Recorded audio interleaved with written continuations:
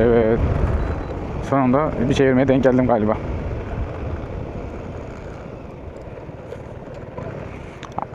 Abi selamünaleyküm.